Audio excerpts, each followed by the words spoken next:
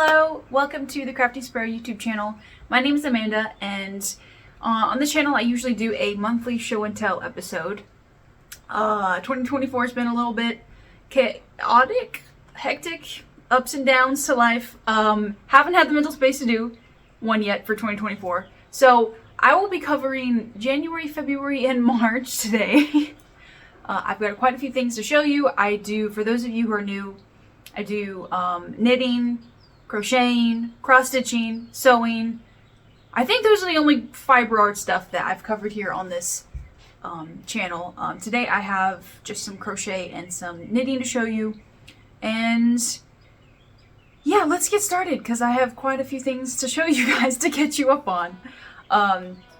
So get cozy and just throw me on while you're crafting yourself or maybe just enjoying a relaxing day. Yeah.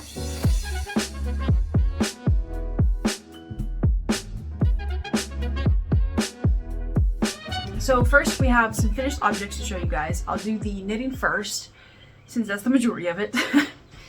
Last time I spoke to you guys, I was working on a Musselburgh hat from Ysolda, and I should have wrote down what page.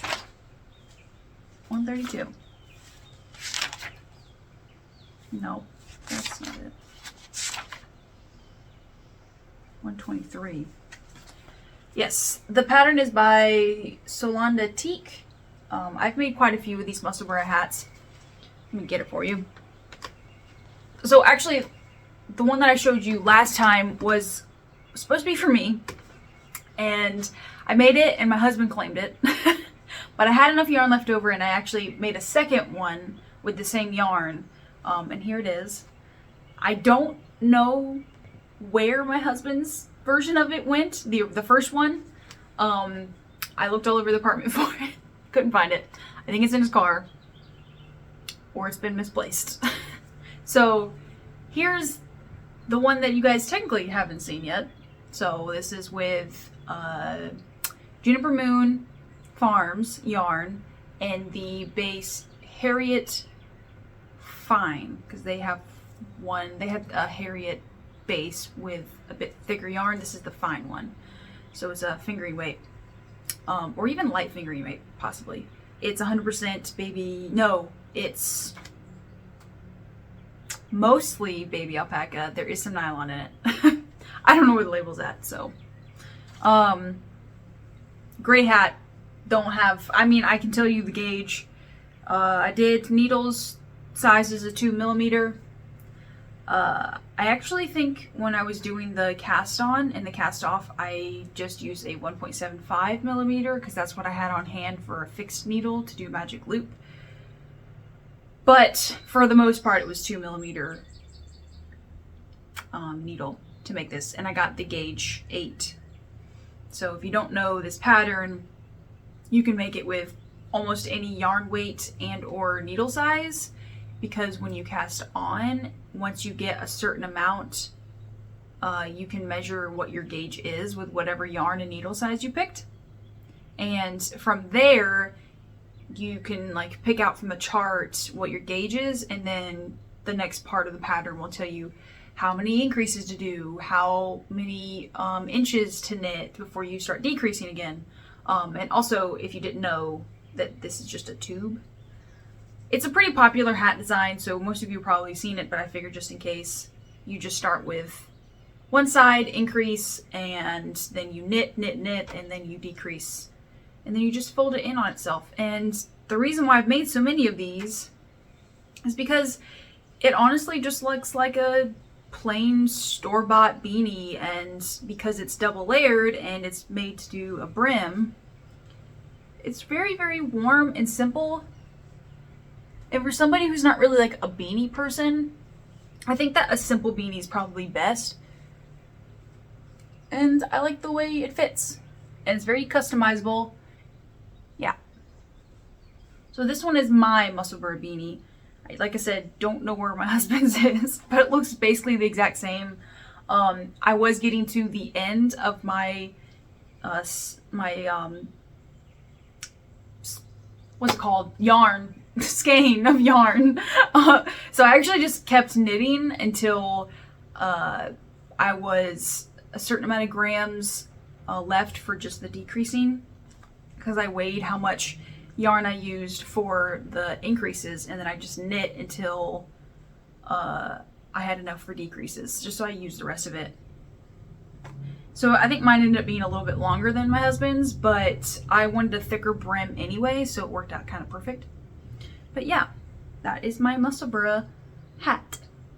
I think this is probably my 2, 3, 4th or 5th one that I've knit so far, so definitely like a staple pattern for me. Okay, so that's that. The next thing I wanted to show you was some socks that I finished. So last time I actually didn't show you guys the socks. It wasn't a whip technically, it was a future plan. But I did show you guys my West Yorkshire Spinners yarn that I wanted to knit up a sock with. And I did that. They're done. Here they are. I really, really, really like this yarn. It was fun and addictive to knit up these really unique stripes, self-striping sock yarn stuff. And the yarn feels really good too. Like it's kind of like that rustic feel, although technically it does have nylon in it, so it's not like 100% rustic merino. But it just has like that nice crisp rustic feel to it, but still being soft, and yeah, super fun. I followed again Brenda's basic toe-up sock. It's my go-to sock pattern because I like doing toe-up socks. And the I didn't mention the contrast color that I used for the toe heels and cuffs. Yeah, is Knitpicks Stroll. Jackrabbit Heather's the colorway. It's their fingering weight Stroll base. Bear with me, I haven't done this in a couple months. Yeah, so those are the yarn I used, and I did I think it was 1.75 needle. Let me look. Yes, 1.75 millimeter needle. And I did a 56 inch, 56 stitch sock. Honestly, I could have done an even smaller one on these. So my 56 stitch sock, Brenda's basic toe-up sock, was really good with my last pair I made with River Kelly's AKnittersHomestead's Christmas Advent from... This is like a really long title for just some sock yarn from River Kelly of AKnittersHomestead. That one was the perfect... 56 stitch sock was perfect with that yarn. I think that her yarn doesn't grow as much as this West Yorkshire Spinners yarn did. Still fits good, but after I wore it, it did grow a little bit. And so it's not as tight fitting as, say, River Kelly's sock base. But that's okay. I do have enough yarn to make another one of these with this, both the contrast color and the West Yorkshire Spinners. So I will keep that in mind. I might do another sock, but with fewer stitches, and have it for my mother-in-law. Because I keep promising her I'm going to make socks, and I haven't got around to it. Soon. I have the yarn, I just need to do it. Not much else to say about this. If you're curious, the ribbing is a 3x1 for the most, most of it. I do a stockinette bottom foot sole thing, but most of it is the 3x1. And then for the cuff, I do 1x1. So it's a nice sock. I like it. I have worn it quite a bit and it holds up pretty well. So I do recommend the West Yorkshire Spinners yarns. Just keep in mind that it does grow a little bit once you actually wear it. There's that. Okay. So the next three things that I have to show you, and the last things I have to show you for knitting finished objects, are in a group I'm going to call Claire Garland's Creations, because If you know who that is, she makes the frog pattern. And it's just like a knitted little plush frog. It's super cute. Highly recommend that pattern. My first one that I'm gonna show you is that pattern. I don't actually have it on me, so I'll have a picture. Yes, I've made 3 of her patterns since the last time I talked to you guys. The frog one though was for my mom for her birthday. She got some pothos hanging up on like a hanging shelf thing in one of her rooms in her office area, which has good lighting and stuff, so the plants are really cute there. But she wanted one of those frogs because she saw the one that I had, and she wanted one to hang up on the little planter shelf thing. And as I'm saying this, the picture's there, you see what I mean. It looks super cute. For that frog, I used all Knitpicks palette, just like leftover yarns that I had. I don't remember the colors. Maybe I have it in here somewhere. I don't think I'm gonna be able to find it. It's like a dark green, and then the light white colors, like a beige. Yeah, I'm not gonna be able to find it. I didn't write down the page numbers when I did my notes earlier, so that's my bad. It's Knitpicks palette, and I used button eyes for that one as well.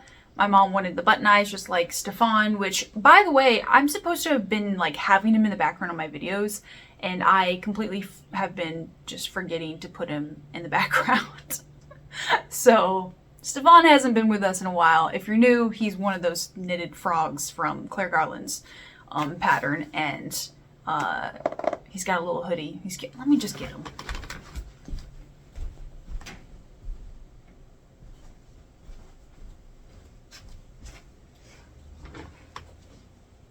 This is Stefan, if you're new here. I love him. I made him a little hoodie. He's adorable. I'm gonna set him in this little tree here. Yes, I still have a Christmas tree. And I'm not taking it down because it doesn't even look like a Christmas tree. It has little fake pine cones on and everything, and it lights up and it's cute. So I'm keeping it up. Yes, so she saw Stefan and she wanted one for her pothos plant shelf. And so I made her one. And it was fun. And I can make a million of those little frogs and never get bored of it, so. So that was my first Claire Garland creation that I made recently. The other one that I made was her brand new pattern, the Newt. And I saw that and I had to make it as soon. I like literally bought the pattern the day it was released and went stash diving to see what yarns I had that would go with it.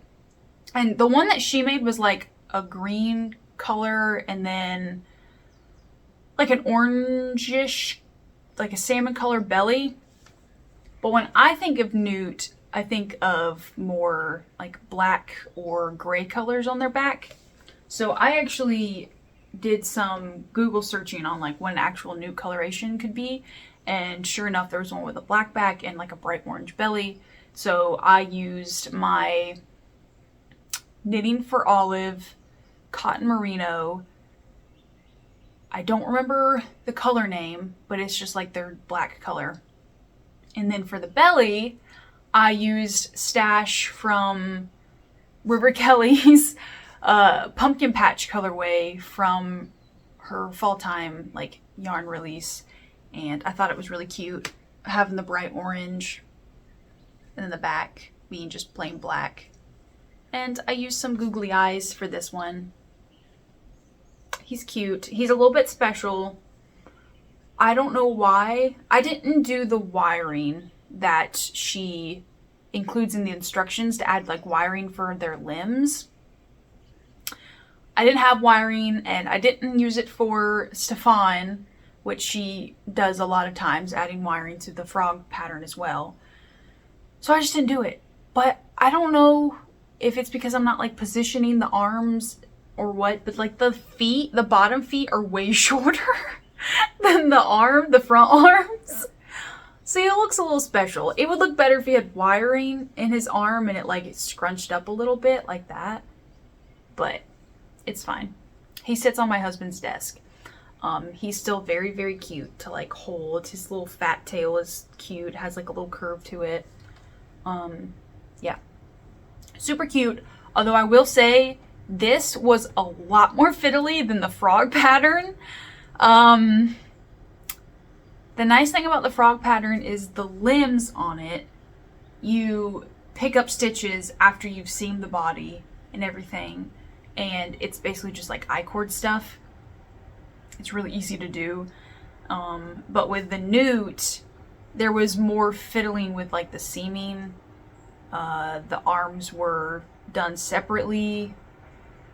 It wasn't bad, especially considering how much detail is in this tiny little guy. It's pretty simple, but it's more fiddly than the frog. I'll say that. I'll leave it at that. As far as like needle size goes, I did not write anything down for this little guy. I think I followed the pattern's recommendation for needle size because he's just a little guy. It doesn't matter, honestly, about the gauge. If you're using fingering weight yarn, it's probably pretty close to what she says the gauge is going to be. Close enough to what she says the gauge is going to be with her pattern. So, knowing me, it was probably a 2mm needle or something like that. I can't remember. I said last time, I think, that I'm going to try to write down in my journal even the smallest project that I do. And I didn't write anything down for this little guy. I honestly it's not an excuse, but I think it's because I was so quickly obsessed with him and just immediately went into my stash and just cast him on. I just didn't think about writing anything down. But look how cute his little face is. Oh, she does such a good job with like facial expressions and like the eyes, sockets and stuff. Yeah. He's cute. He doesn't have a name, so if you want to recommend a name for him.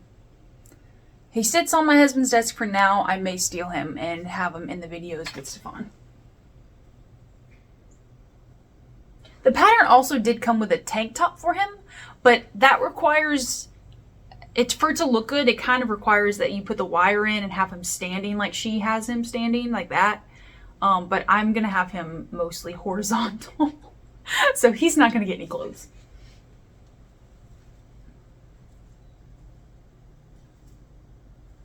Okay, this is a lot more difficult than I thought it was going to be. There you go. Okay, so that was second creation with Claire Garland's, my Claire Garland obsession this past couple months. My last one is this cute little duck. Oh. This is the Lucky Duckling pattern. I did write this down in my journal. Yes, Lucky Duckling by Claire Garland. I use Hemp Cascade yarns for the yellow. I think I held it double.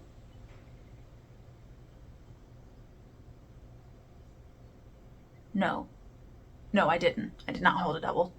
But yes, the Hemp Cascade yarns for the yellow, and then the pink is actually a yarn from way back when Knit Crate was a thing, if anybody remembers them. I went stash diving for this, so I had some of that left. It was called Vidalana Linen Jewel, if that helps anybody out. It is like a linen blend. Linen wool or linen cotton or both. I don't know. I don't have the label, but yes, that's what it was. I used 3.5mm, which was the recommended. I can see some of the stuffing through the Hemp yarn a little bit, but it's not that noticeable. If I had stuffed this with scrap yarn, then it would have been a problem because you would have been able to see all the colors. But since I used polyfill, which is like a clear white, you can't really see it. One thing I did modify with this little cutie, I did not have enough yarn of the Vidalana Linen Jewel to make the feet how she wanted you to make the feet. Basically, they're supposed to be double layered. You knit the part that you see here, and then you knit it again basically, and you seam the two together so the foot is technically like 2 layered. I didn't have enough yarn. I did actually, that's why I thought I held this double. I didn't hold the Eco Hemp double, I held the Linen Jewel double, because it was a fairly thin yarn. A lot thinner than the Eco Hemp, so I did hold that double. But I do think that helped accommodate for me not having enough yarn to do the feet how they were supposed to, because even though it's not double layered, the yarn is pretty thick. So I don't really have any problem with it. So once I got to this point, instead of going back and doing decreases to get back to this point, I just cast off. And it worked out fine.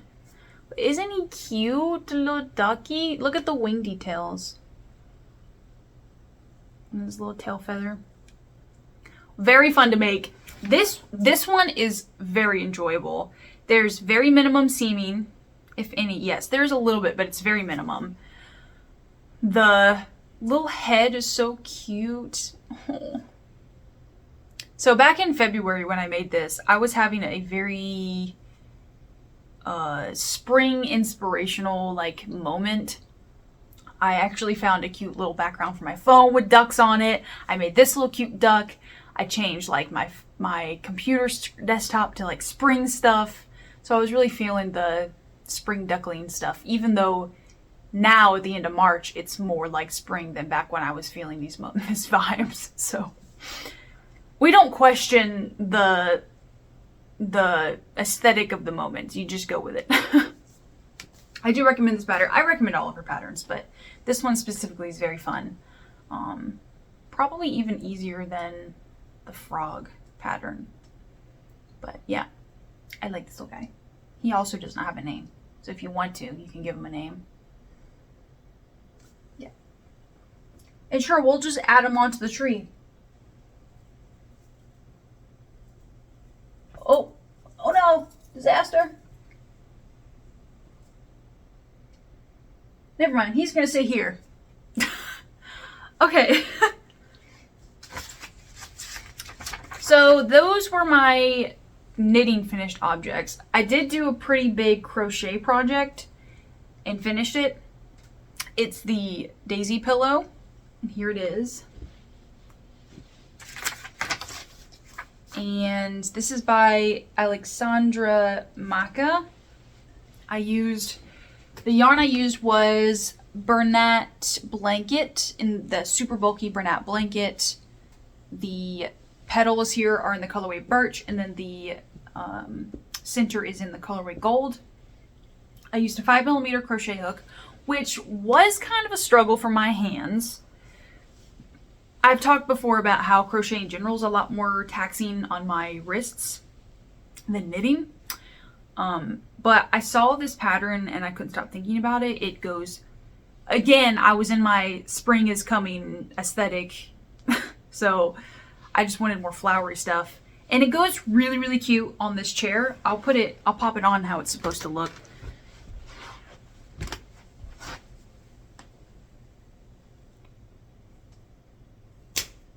Isn't that cute? So that's where this lives. I don't actually really use this chair very much. It's mostly just my mom bought it for me. It's like embroidered and everything. It's an antique chair. It looks really cute in my little plant corner. So I was gonna wait till the end to talk about this for like life situation, like what's been going on. But for those of you who remember Ashley, she was my white cat. She actually passed away in, I think it was February. She's the only one that used this chair. She loved laying here. I had a little self-heated blanket thing for her. But since she's gone, I put this pillow on here instead. And when I look at it, I just think of her. So that is my daisy pillow. It's very cute on this chair, and it just adds a little bit of extra sweetness to the room. The pattern was very, very easy. It was 9 of these petals, so it was very easy to memorize after like the second petal. And I've been wanting to crochet, so that was nice. maybe not knit, or maybe not crocheting with a 5mm hook on super bulky yarn was a good way for me to get that crochet fix, because it was, like I said, taxing on the wrists. But I pushed through it, and it's cute, and I like it. I highly recommend the pattern. That same designer has a lot of different like flower pillow patterns, and honestly, they kind of all look the same. I mean, there's some that are slightly different shaped petals, but the daisy one was definitely, like, in my opinion, the best looking one. So yeah, go check her stuff out if you're interested. She says in the pattern that she does not seam the petals together. She just seams them to the center. I did that at first, and I knew that I wasn't going to be 100% sure if I liked that. So when I attached the petals to the center, I left a tail on, like, right here, or like right here, I left the tail hanging. I didn't cut it. So that when I inevitably, and what actually ended up happening, not liking them being so, like, free from each other and just being attached to the center, I could just, like, seam them together with those tail ends, and that's what I did. So I didn't seam them, like, very far, just probably like 2 inches on each petal. Just so that when I put it down, like this, when it's on the chair, it looks a little bit more cohesive. But you do still have, like, the spaces between the petals, so it looks very, like, daisy-like. It's cute. I'm proud of it. I think that's all my finished objects. I felt like I should have had more after 3 months, but I'm gonna be honest, my, like, sweater knitting mojo and, like, big project, like, garment project mojo has been fairly low. It's getting hot here in South Carolina, and instead of, like, dreading it and being like, oh man, sweater weather's over, I've kind of just been embracing it. And so therefore I just haven't been wanting to knit, like, garments and stuff, as you can tell from all the small things that I've already showed you. But with that being said, I've only got 2 works in progress to show you guys, and you've seen both of them before. I haven't really got any new works in progress to show you. I'm gonna just put this on the floor here. Okay, so my first working project I'll show you is the Anarâš sweater. I showed you guys this last time. No, I have not finished it yet. Ugh. Just for a little recap, I'm using, for the main color, Paton's Classic Merino, the colorway Leaf Green, the one of the smaller contrasts, the one that's barely used, is the same yarn but colorway Bottle Green. And then the main contrast color is Mountain Colors Sagebrush. And then I'm using a 3.75mm for the stockinette part of the project, 4mm for the color work, and a 2.75mm for the ribbing. I'm knitting the size 4. That gives me about 6-inch positive ease, presumably after blocking. Haven't blocked or anything yet, so I can't confirm that.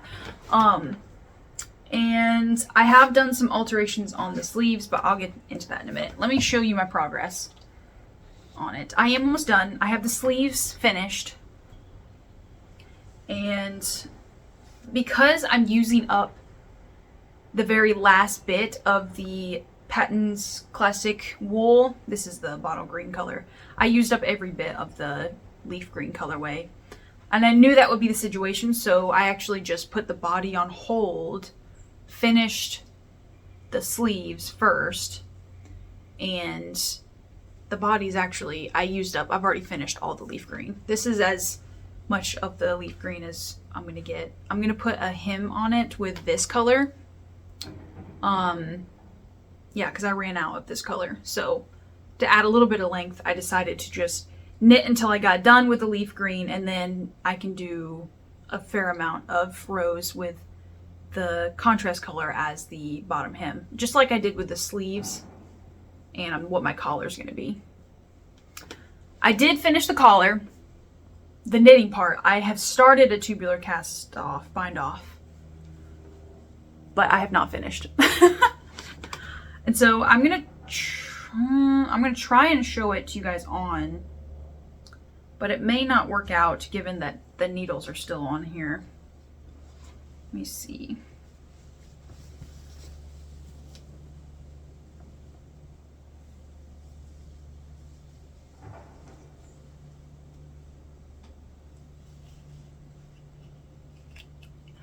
Okay, I got it on. That is going to be an absolute bitch to take off. Oh. Just, like, it fits good. It's just I don't want the stitches to come off of the needle. Okay. I think we're okay. Okay. I need needle stoppers. I used to have some, but I lost them. Yeah, so here's the sleeves. I have made 2 projects with this yarn already before, the Paton's Classic, and it grows. So I have made the sleeves a little bit short, but I'm expecting them to probably grow all the way up here. So not worried about that. The body is,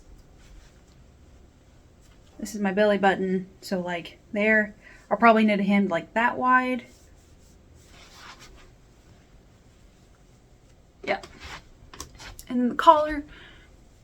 And this is half twisted rib for the ribbing.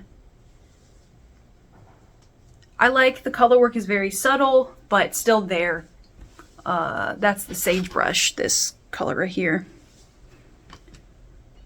I like this pattern a lot. Highly recommend. It's fun to knit the little colorwork sections. And you can do a high contrast one. I think it would look just as good. But I'm really a fan of this, like low contrast, and then every now and then you'll have that stripe of dark green with the high contrast. Yeah. Now I'm gonna try to take this off. This is gonna be bad. How am I gonna, I gotta take my glasses off first of all. Because they got caught when I put it on. Now arms first. Let's do arms first. Okay. We can do this.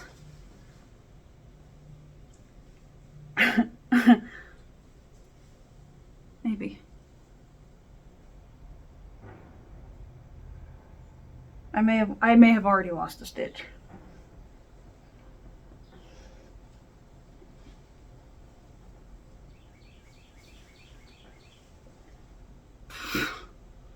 Oh, we're good. We're good. Okay. That may have been a bad idea, but it was worth it. It was worth it. Now my hair's crazy.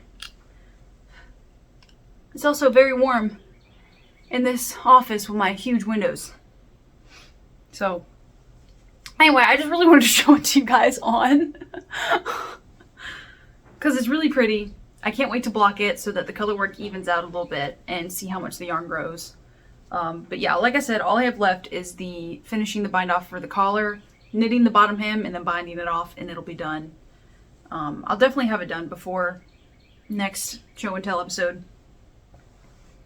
Yeah. Okay, this modifications for the sleeves. So I did exactly what the pattern called for, is like for the first section of decreases. It does have like a gradual decrease type of sleeve. But when I realized that it was actually going to be pretty close on how much yarn I had left of the main color and how cropped I was okay with the sweater being, I decided that if I knit the sweater full, or the sleeves full length, I wouldn't have enough yarn, first of all, and second of all, I knew that that yarn grows, so I didn't want it to be like super long on my arm. So I cut out maybe 4 decreases than what the pattern called for. But I did the rates the same. I just stopped early and did 12 rows of half twisted rib. So that's the only modifications that I made for the whole sweater, honestly. Yeah, I don't think I did any modifications on the body other than length. I think is going to be a little bit shorter than what the pattern calls for. But that's not, in my opinion, actual like modifications. That's just like preference and difference in body like sizes and shapes and stuff. So yeah, it's a good one. It's pretty. It'll probably be my last sweater until fall, if I'm being honest, for myself at least. And I will say, I used this yarn and picked this pattern because I just really wanted to use up this yarn. And I'm not a worsted weight color work sweater person. I think that's why it took me so long to do this, on top of the other reasons. I love color work, but I have learned that I am not a worsted weight or larger color work person. It's a lot harder on my hands than fingering weight. First reason is with fingering weight color work, I can do only continental and it'd be fine. But for some reason, when you get a little bit thicker in the yarn, I can't do it. I have to do a combination of continental and English. And that is a lot more movement on my wrists. So unless there's like a really good yarn that I've got and a really good colorwork pattern, colorwork sweater or whatever that goes with that yarn, I probably won't be doing any more colorwork sweaters that have yarn that's thicker than fingering weight. Who knows? Nobody can tell the future for certain, but that's probably where I'm going to try and avoid. What I'm going to try to avoid from now on. Nothing to do with the pattern. It's a personal preference. So, yes, that is my Anarâš sweater finished, or whip number 1. My second one is my Starflower blanket by Tin Can Knits, I believe, is what it's. Let me just double check. Yes, Tin Can Knits. You guys have seen it if you've been here before. I've been working on it for a couple months now. It's a blanket, so it's going to take some time. But I've done a huge milestone. So if you know, Knitpicks palette has sampler boxes. There's 150 different colors of this yarn. And so they've split them into, you can have 3 different boxes with 50 colors each, and they each have their own like color palette. There's like a cool toned one, a warm toned one, which is the one I have, and let me rephrase that. Orange, reds, and browns, which is the one I have. They have more of like blues and greens, and then they also have like more purples and pinks. That's probably a better way of describing it. So my big milestone is that I have knit every single color in this sampler box. So I've knit 50 different Knitpicks palette colors. And that's a huge thing because this is my favorite yarn, like full stop, my favorite yarn. So I'm pretty proud to be able to say that I've knit at least 50. I have knit more than what's in this box because I've bought it for other projects before, but I just wanted to show you guys what it looks like so far.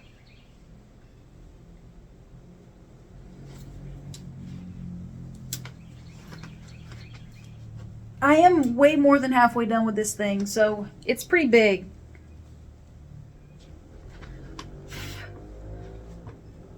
This is still my favorite color.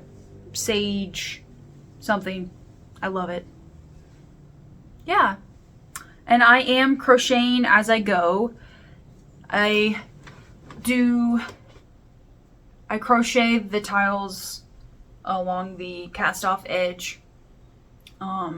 I've been it doesn't say in the pattern how specifically to, like, where to start the tail when you use the tail end, because when you finish the tile you have to like section out a really long length for a tail end because you're using it to seam the blanket together. It doesn't tell you like where to start your seaming on each tile, so I had to kind of figure it out myself. So that's why they're very specifically placed in certain locations. I am actually seaming or weaving in the ends as I go too. I think most of this stuff is already, the tails are already woven in. It's just 2 tails per tile, which actually sounds like a lot. But it doesn't take very much time. Yes, so I'm doing the biggest size. It's 88 full tiles and 10 half tiles for the edge, if you decided you wanted to do the edge. They would go... It's hard to show you because it's not seamed on the edges yet. But they're basically just half tiles that you knit flat to fill in the edges so that's a straight edge. So I have 2 that I've done as well. So technically I've done 52 tiles. And so if you think about 52, I've got 88 total of the full tiles. Not doing the math in my head real quick, but you can kind of tell that I don't really have that much left to go. And I definitely won't be able to use all of the colors twice, but that's okay. I'm still randomizing.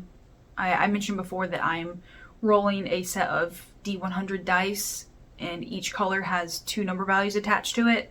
And so to be able to tell what color I use next, I just roll that D100, and then I see on my Google Excel spreadsheet which color that number is associated with. So some of these will be used more than once, some of them will not. And what I've decided to do is with the bands, I'm going to, I don't have a hole puncher, believe it or not. In my entire crafting collection, I don't have one of those single hole punchers.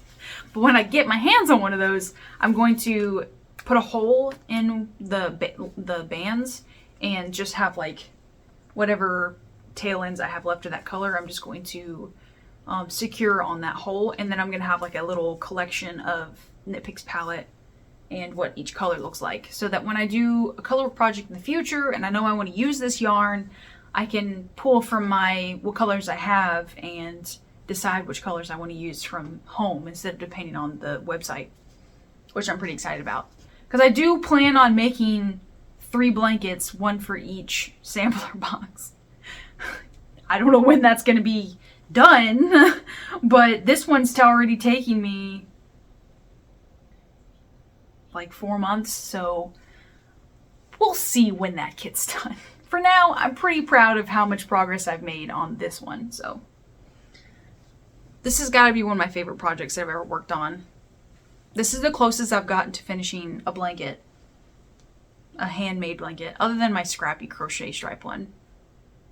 I gotta give that one credit. Yeah, I love it. Okay. I think that's it. Yep. So, thanks for listening if you made it this far. Oh, here's the color. It's called Seagrass. I love that color. Anyway. Oh, future plans. Actually, usually I do that, don't I?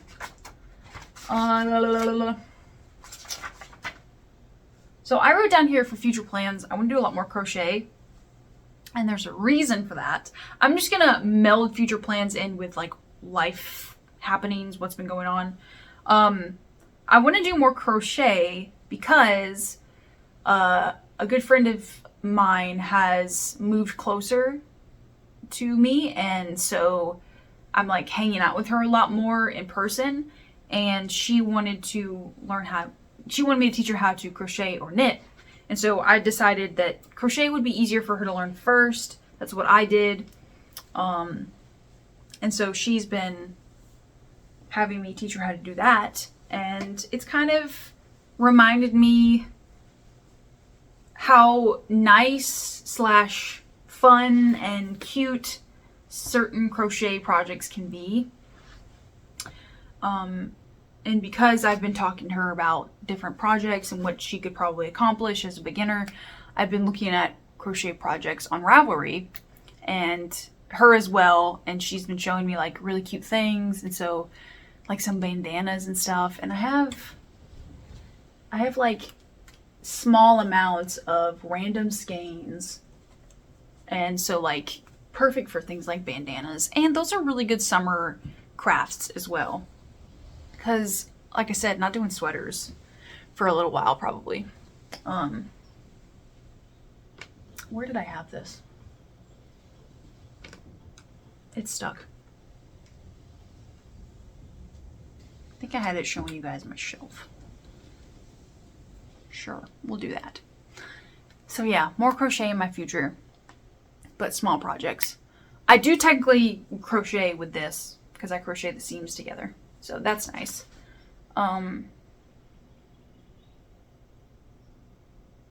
Oh, there was a whole thing about my Chiagu needles. So I'm trying to think about all the things that I haven't been able to talk to you guys about because I hadn't recorded in a while. There was this whole thing with like my Chiagu needles breaking when I was making some of these tiles.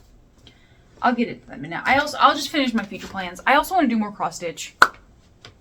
I mentioned last time that I might have a project to show you guys, but that never happened. I do want to start a new cross stitch project, so that hopefully will happen soon. Also, just another good summer, spring craft to do. Yeah, so those are my like rough future plans. Less sweaters, more small projects, crochet, cross stitch, or even just like knitting little creations like those guys up there. Yes. But about my Chiagu, needles. If you don't want us to listen to like life stuff, I understand. Thank you for listening so far. I will catch you guys next time. But if you want to hear some bullcrap, I'm not talking bad about Chiagu because I love them still, but stupid me stuff happened. Stick around. So I had a set of, I have their interchangeable set. I actually have their mini set and their regular set. So if you know their interchangeables, they have 3 different sizes. They have, there's like a little letter on the actual needles. Here, let me get my thing.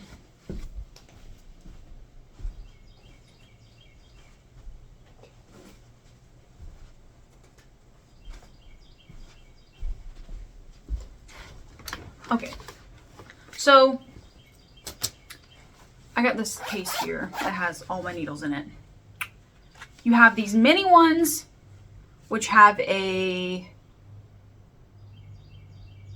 don't have any writing on them? I thought they did. Oh yeah, here we go. No, but these don't. Okay, so the really, really small ones don't have a symbol on it, but they match with these cables that are really, really tiny.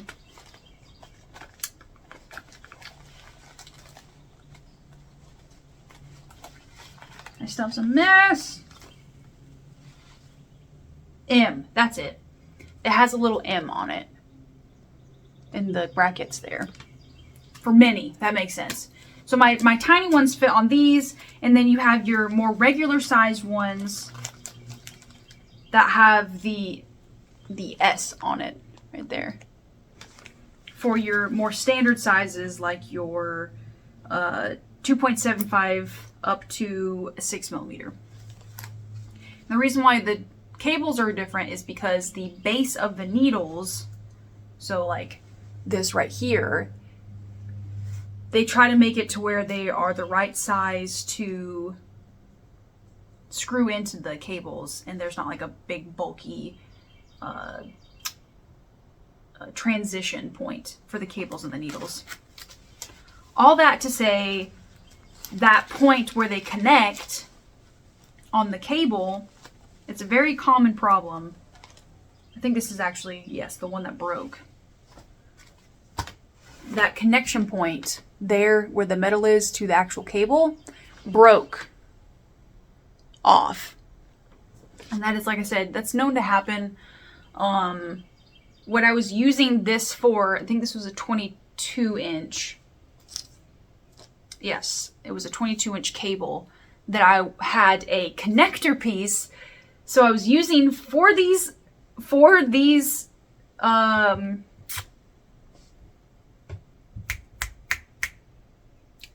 Starflower tiles. I was using a needle size.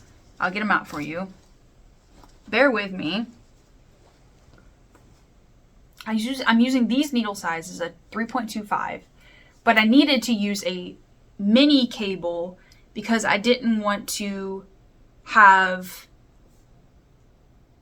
to take up my 22 inch for my bigger needles in case I made a sweater or something, which was important because I have the Anarâš sweater. I was making the Shine Bobble sweater. I just wanted to have a free cable for those projects. So you can buy connectors that you put onto this point. Attach the connector piece onto your cable, and then it just widens it up a little bit gradually so that your size small needles can be screwed into this cable. It's just so that you have a little bit more availability on which cables can go with which needles. It's very useful. They're not that expensive. But anyway, so I had that, and I was using this mini cable with a 3.25 millimeter needle. And do keep in mind that it was a 5-inch needle that I was using. That's important. Kind of. It's important for my griping. So this broke off one day, and I was like, well, I guess I'm gonna have to buy a new cable for my project. And one of you lovely people that follow me on Instagram, one of my knitting pals, she was like, I've had this happen several times. The customer service for Teague is very, very useful. Or not useful, helpful. And they will more than likely just send you a new cable if you like show them proof that it happened and stuff. And me and her had a pretty good conversation about like how they talk about, well, you can look at our Instagram account and we have tips on how you can prevent that from happening and stuff, which they still send you new cables, so it's all good and fine. But me and her were talking about how we as knitters should not have to change the way that we handle our needles just because your product breaks where it breaks. If I'm comfortable the way I knit, that's not my problem. That's your product's problem for not being able to withstand the way I use it. And the reason why I was clarifying why I was using a 5-inch needle with these is because the reason why these break sometimes is because they bend. And the reason why they bend is because when you're holding it, sometimes the end of your hand can hold on to that needle. So like this. Like you're doing that and it's bending the cable. But I use 5-inch needles for this, and my hand, there's no way that my hand is getting anywhere close to that joint. So I honestly don't think that it was my doing and how I was knitting. But regardless, if that's how you knit, we shouldn't have to worry about the cables breaking with the way that our hands are used to knitting. Anyway, that's a whole other thing. I got my cables in. They sent me new ones for free. No problems there.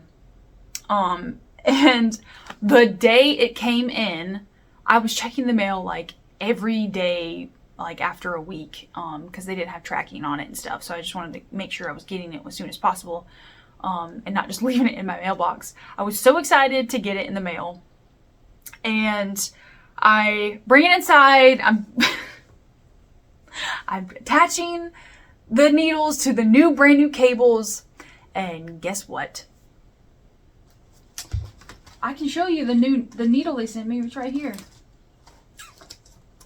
Or no, it's not. It's over there. Doesn't matter. The end of my connector, that little screw piece, one of these little pieces right here, it broke off in the brand new cable. In one of these things. It broke off inside of that tiny little metal piece. Impossible to get out. My husband tried and my dad tried. So my brand new free replacement of my Teague 22-inch cable was never able to be used because I broke off a piece of the screwing part of the connector piece inside of the cable connector piece. I was so mad at myself. I can't blame Teague for that mistake because I'm gonna be honest, I kind of forced the like screw into it. I felt like it was like resisting a little bit, but I guess I was too excited, didn't really think about it. I just tightened it as tight as I could go, and it just snapped off. I should have paid attention to the resistance that I was feeling. So I just went ahead and bought a 32-inch cable and a new connector piece, because that also broke. Still love Chigu, like I said. I love my Chigu set. But, I mean, the red lace cables, you can't beat them because they don't have, like, memory. So when you coil them up, they're not also staying coiled up when you use them. They're really good. It's just, they tend to snap. And sometimes you lose patience and you break other pieces. Yeah. That was annoying. Yeah, so that happened. Anyway, other things. So like I said, my friends moved closer, so me and my husband have been spending a lot more time just going over there, hanging out with our friends. We are all, we spent a lot of time planning for a Ren Fair coming up in Georgia. We're all going as a big friend group. So I've been doing that. I already have my outfit kind of made. We went Goodwill shopping last weekend, and I got really, really lucky finding some cute pieces to put together. I don't think I'm going to sew anything for this Ren Fair. My friend, the one that's learning how to crochet, she is actually making us little vial pouches with some faux leather, which are going to be really cute. So I'm going to add that to like my belt that I wear. And so if you're new here, I made 2 corsets for the Ren Fair my husband and I went to last fall. Probably not going to make any more corsets in my life. And it's only truly because I hate doing the hole punching for the grommets. So yeah, that ruined it for me. That was awful. I hated that. And I don't want to invest in one of those really good grommet, like table puncher things that attach to tables and puts a lot of force behind them. So probably won't be making any more corsets.